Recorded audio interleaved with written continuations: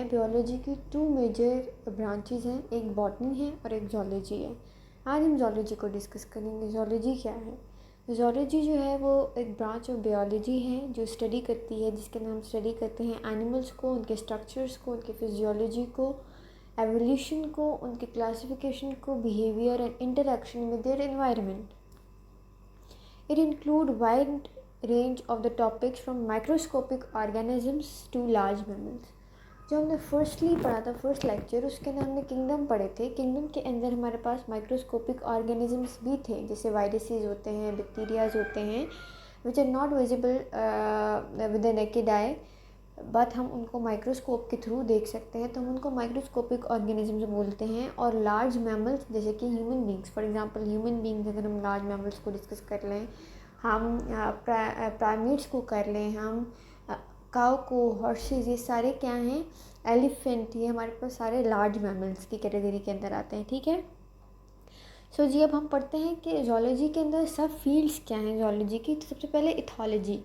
Ethology वो field है जिसके अंदर हम एनिमल के बिहेवियर को डिस्कस करते हैं कि एनिमल्स के बिहेवियर किस तरह के हैं और किन कंडीशंस के अंदर वो बिहेवियर्स जो हैं वो शो करते हैं अपने। ठीक है।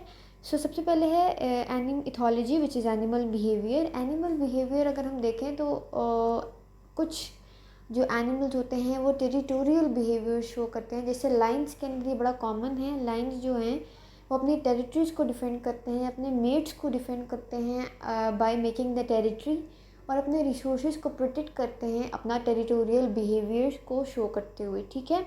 इसी तरह डिफरेंट एनिमल्स जो हैं, जो डियर्स वगैरह हैं, उनकी भी टेरिटरीज़ होती हैं, और भी बहुत सारे एनिमल्स हैं जो टेरिटरीज़ बनाते हैं और उनको डिफेंड करते हैं, जहाँ पे उनके मेट्स होते हैं, उनके रिसोर्सेज होते हैं, उनके जो कब्स होते हैं लाइन्स के, उनको रेस करने के लिए वो अपनी एक स्पेसिफिक बाउंड्री बनाते हैं और दूसरे लाइन्स को यानी इंट्रूड करने की इजाज़त नहीं होती कि वो उसके अंदर आ जाएं। वो उनकी एक स्पेसिफिक टेरिटरी है हर लाइन की। ठीक है। सो इसी तरह से एंटोमोलॉजी। एंटोमोलॉजी के अंदर हम स्टडी ऑफ इंसेक्ट्स पढ़ते हैं। स्टडी ऑफ इंसेक्ट्स को हम एंटोमोलॉजी बोलते हैं। एंटोमोलॉजी के अंदर बेसिकली हम डिस्कस करते हैं इंसेक्ट्स के स्ट्रक्चर, इंसेक्ट्स की क्लासिफिकेशन को देखते हैं कि हमारे पास अगर फ्लाई है तो वो किस कैटेगरी के अंदर है, अगर बीटल है तो वो किस कैटेगरी में है, और उनकी कितनी लेग्स हैं, अगर ड्रैगन फ्लाई है तो वो किस कैटेगरी में है। तो हम इंसेक्ट्स को इस तरह क्लासीफाई करते हैं, उनके स्ट्रक्चर्स देखते हैं, उनके अडेप्टेशन से देखते हैं, लेग्स की मॉडिफिकेशन देखते हैं, और भी बहुत कुछ, उनके डाइजेस्टिव सिस्टम, उनके विंग्स का स्ट्रक्चर, सारा कुछ हम एंटोमोलॉजी के अंदर स्टडी करते हैं। Animal physiology. एनिमल फिजियोलॉजी वो सब्जेक्ट है जिसके अंदर हम एनिमल का स्ट्रक्चर, उसका फंक्शन जो है, पूरी बॉडी को डिस्कस करते हैं, उसको एनिमल फिजियोलॉजी कहते हैं। इकोलॉजी क्या है? एनिमल का इंटरेक्शन विद देयर इन्वायरमेंट, के एनिमल्स अपने इन्वायरमेंट से कैसे इंटरेक्ट करते हैं। यानी अगर एक डेजर्ट एनिमल है ना, जैसे कैमल है, वो किसी और तरह से अपने उस डेजर्ट एरिया के साथ बिहेव करेगा। ठीक है। उसका एक अलग इंटरेक्शन होगा। जो ग्रास लैंड के अंदर होते हैं, जो ग्रेजर्स होते हैं, जैसे हॉर्स और काऊ, तो वो दूसरी तरह से इंटरेक्शन होता है उनका अपने इन्वायरमेंट के साथ। इसी तरह जो हमारे पास टेरेस्ट्रियल इन्वायरमेंट है ना, उसमें जो हमारे पास टर्टल्स हैं वो टेरेस्ट्रियल हैं, जो हमारे पास ये लाइन्स वगैरह हैं ये टेरेस्ट्रियल हैं, तो ये दूसरी तरह से हमारे पास बिहेव करेंगे। ये फॉर एग्जांपल जो टर्टल है वो जब एक्वेटिक में जाएगा तो वो दूसरी तरह बिहेव करेगा, और जो जब लैंड पे आएगा तो वो दूसरी तरह बिहेव करेगा अपने इन्वायरमेंट के साथ। तो हम इकोलॉजी के अंदर वो डिस्कस करते हैं। हर्पिटियोलॉजी। हर्पिटियोलॉजी क्या है? Study of reptiles and amphibians. ठीक है। रेप्टाइल्स मीन्स स्नेक्स वगैरह, and amphibians frog, toads and all, तो हम सेलेमेंडर्स। ठीक है। तो हम यहाँ पे हम study of reptiles and amphibians करते हैं। इक्थोलॉजी।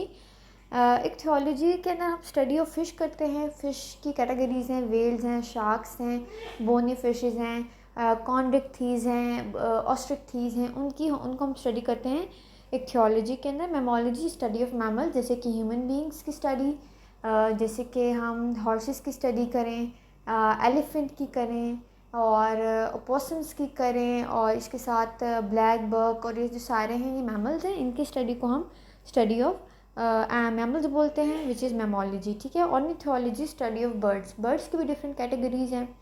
ठीक है। कुछ प्रीडेटर बर्ड्स हैं, कुछ प्रे हैं, ठीक है। जैसे स्पैरो है वो प्रीडेटर उस तरह का नहीं है जिस तरह का ईगल है, ठीक है। ईगल जो है वो स्पैरो के ऊपर भी अटैक कर सकता है एज अ प्रीडेटर, और वो क्रो के ऊपर भी कर सकता है। लेकिन जो हमारे पास स्पैरो है वो ऑफ कोर्स इंसेक्ट्स के ऊपर ही करती है, वो ईगल को तो नहीं कर सकती। सो डिफरेंट कैटेगरीज है प्रे एंड प्रीडेटर की, ठीक है। तो हम उनके स्ट्रक्चर्स, उनके विंग स्ट्रक्चर्स और उनकी सारी अडेप्टेशन को स्टडी करते हैं ऑर्निथोलॉजी के अंदर।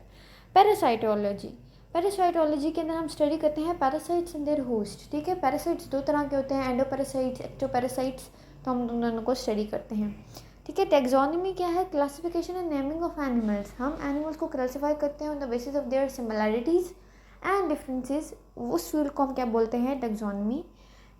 पैलियोजोलॉजी, पैलियोजोलॉजी कौन सी है? जिसके अंदर हम एंशिएंट एनिमल्स की स्टडी करते हैं by indicating the difference between their fossils, ठीक है। फॉसिल्स को देखते हुए हम एनिमल्स को आइडेंटिफाई करते हैं, फिर उसको क्लासीफाई करते हैं, ठीक है, पैलियोजोलॉजी के अंदर। फिर हमारे पास आ जाती है मेरीन बियोलॉजी। मेरीन बायोलॉजी के अंदर हम क्या करते हैं? स्टडी ऑफ एनिमल करते हैं जो कि मेरीन इन्वायरमेंट के अंदर रहते हों, जैसे कि well, sharks, fishes, sea horse, jelly fish. ये जो सारे के सारे हैं ये मेरीन इन्वायरमेंट में रहते हैं, तो हम इनकी स्टडी करते हैं मेरीन बियोलॉजी के अंदर। टर्टल्स वगैरह भी आ जाते हैं, ठीक है। डेवलपमेंटल बियोलॉजी के अंदर हम स्टडी करते हैं growth and development of embryo की, एनिमल्स की, फ्रॉम एम्ब्रियो, जब वो एम्ब्रियो के स्टेज पे होते हैं, टू द अडल्ट वन, जब तक वो अडल्ट बनते हैं तब तक, ठीक है। तो ये हमारे पास क्या थी कि ये हमारे पास सारी जूलॉजी की डेफिनेशन थी और उसकी सब फील्ड्स थी, ठीक है। Thank you for watching.